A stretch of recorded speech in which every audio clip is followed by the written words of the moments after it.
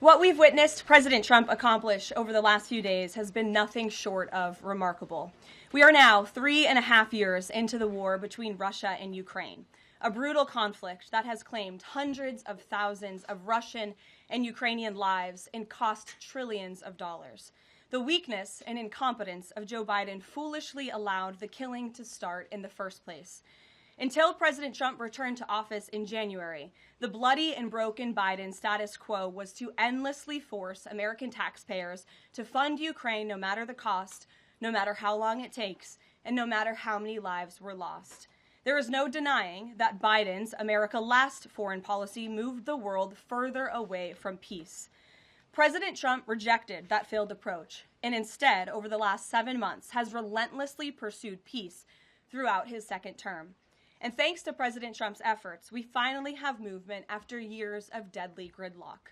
On Friday, as you all know, many of you were there, President Trump hosted Russian President Vladimir Putin in Anchorage, Alaska, for a bilateral meeting.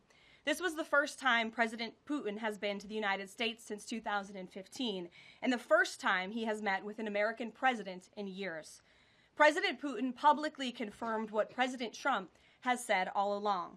The war between Russia and Ukraine never would have started in the first place if President Trump were in office. This was always obvious to any person with a shred of common sense. Just look at what took place during the last 4 administrations. Under George W. Bush, Russia invaded Georgia. Under Barack Obama, Russia took Crimea. Under Joe Biden, Russia invaded Ukraine. But under President Trump, Russia did not invade nor take anything. President Trump is the only president this century, Republican or Democrat, who has held Russia in check and ensured peace in Europe.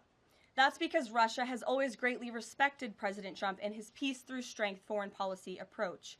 But overall, the bilateral talks in Alaska were very productive, and multiple key points were agreed to between the two leaders that truly opened up the door for Phase 2 discussions, which took place yesterday here at the White House.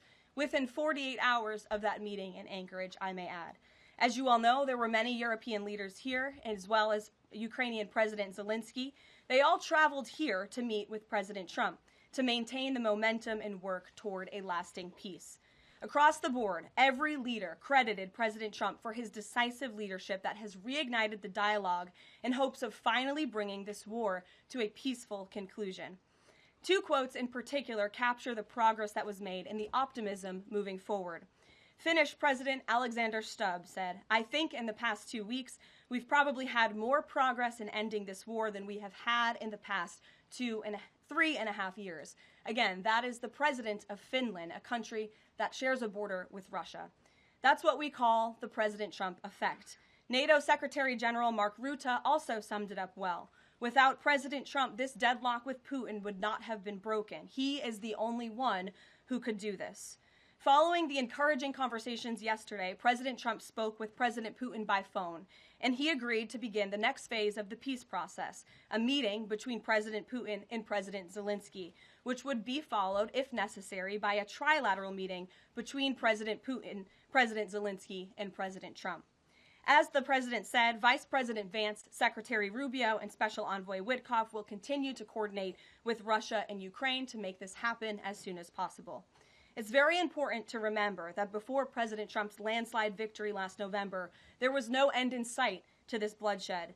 Now, there may finally be light at the end of the tunnel and an opportunity for lasting peace. That's because President Trump is the peace president, and American leadership is back on the world stage. It should not be lost on anyone in this room that world leaders are coming right here to Washington, D.C. for help.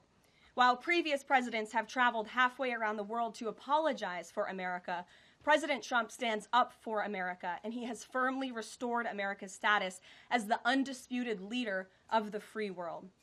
However, one thing that has absolutely not changed is the media's negative and downright false coverage of President Trump and his foreign policy accomplishments. From the beginning of this entire process, much of the left-wing media has been actively rooting against the President of the United States in the pursuit of peace. Initially, the media ridiculously claimed that President Trump was somehow beholden to Russia for even agreeing to have a face-to-face discussion with President Putin inside of the United States. The media said President Trump was making a grave mistake by, quote, legitimizing Putin. They were aghast that President Trump would treat another world leader like a world leader. The media relentlessly attacked President Trump and claimed he suffered a, quote, major defeat for not immediately emerging with a final agreement, even though he said heading into that meeting, this was a meeting to listen and to understand how to move the ball forward. All weekend following those historic U.S.-Russia bilateral talks, we listened to clueless pundits on television trying but failing to claim that the president had failed. The so-called experts in the foreign policy establishment, whose record is nothing but endless wars, trillions of wasted taxpayer dollars, and dead Americans, have the nerve to try and lecture President Trump, who has solved 7 global conflicts in 7 months, about peace. This is the same president, by the way, who brokered the Abraham Accords in his first term, on top of more than half a dozen other peace deals this year alone, as I just said. We also saw yesterday the president of Ukraine and all of the other major leaders of Europe fly across the Atlantic Ocean to meet President Trump at the White House because of the progress that was made, and that, if you ask the media, failed meeting, but it was not. It was highly productive and it was successful. This is why Americans' trust in the mass media is at a lowest point in more than 5 decades.